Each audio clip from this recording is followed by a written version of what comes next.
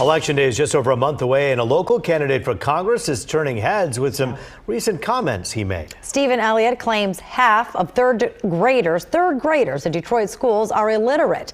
Fox 2's Hillary Golston joins us now. And Hillary, we need a fact check. Is there any truth to this? Well, I started with that bite because it did stand out. The comment came at the end of our interview when we were discussing the performance of public education in Detroit, which we know historically has struggled. The district, for example, was under state oversight, not just because of budgetary woes, but also in part because of low state assessment scores. I asked Mr. Elliott to clarify what he meant about oversight in relation to DPSCD. Well, it's not a checks and balance system, and it's not an oversight system. It's an accountability system. Why is it that a majority of third graders in Detroit public schools are illiterate? Why do we have a 40-year low? Did you say a majority of third graders are illiterate? Are illiterate. That's not true. Okay, there's a majority. That is absolutely completely false. That is not true. That there's a high illiteracy level, and What are you citing to come to that conclusion? Okay, let me finish my statement. No, I'm asking where that information is coming from. Who told you? I'll get the site. I'll find it. I'll get the site for you. Steve Elliott, running in the 12th Congressional District, was not able to provide us with the exact stat, but did go on to say there's a lot more we can do to improve literacy rates in the Detroit Public Schools Community District. Their response at the end of this story. Here's more from our interview. We are seeing pretty strong signals that the economy appears to be moving in the right direction. Our economy added about 260,000 jobs, and job growth is still relatively strong.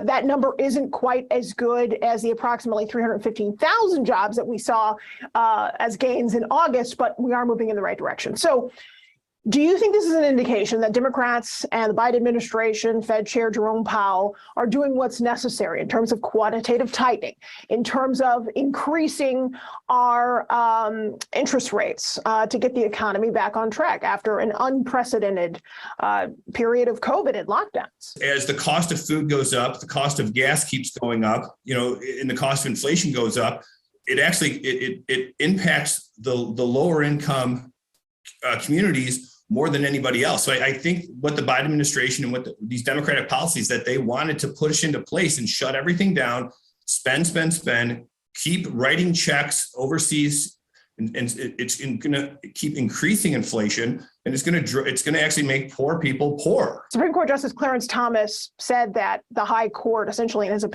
opinion, that the High Court should revisit all cases that are built on similar legal footing, this question of due process and equal protection under the law after the overturning of Roe versus Wade via the Dobbs case. That would include revisiting contraception. Women between 15 and 49 in the U.S. between 2015 and 2017, 64.9% of them use some kind of contraception. Should action be taken at your level in Congress, if you become a congressperson, to ensure that women, for example, have access to contraception when the overwhelming majority of women in their childbearing years are using it?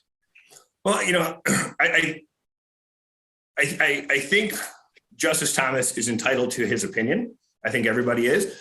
And, he can have his own personal and religious stance on the matter. It doesn't mean that it's going to get revisited. We have a large justice system. We have 9 justices for a reason. Just because he has his personal and political beliefs doesn't mean it's going to reject. Just like every single one of the justices have their own reason for being, and they have their own views on everything. I'm a constitutionalist. I love the fact that the power goes back to the people with this Roe v. Wade overturn. I'm representing the new Congressional 12th, which is a very large Democratic district. And the fact that this being a republic, this allows the people in Michigan and the people in the district and the people in the communities to vote for what they think is best for them and their families. And the district released a statement from the superintendent. It reads in part, quote, "Calling third graders illiterate speaks to why Mr. Elliott will not be elected to represent Detroit or its surrounding areas. Does Mr. Elliott also call the 60% of Michigan third graders who are below grade level as defined by a standardized test illiterate, or only Detroit public school children? DPSCD has demonstrated improvement in literacy scores and showed less learning loss in literacy than the state and Detroit charter schools.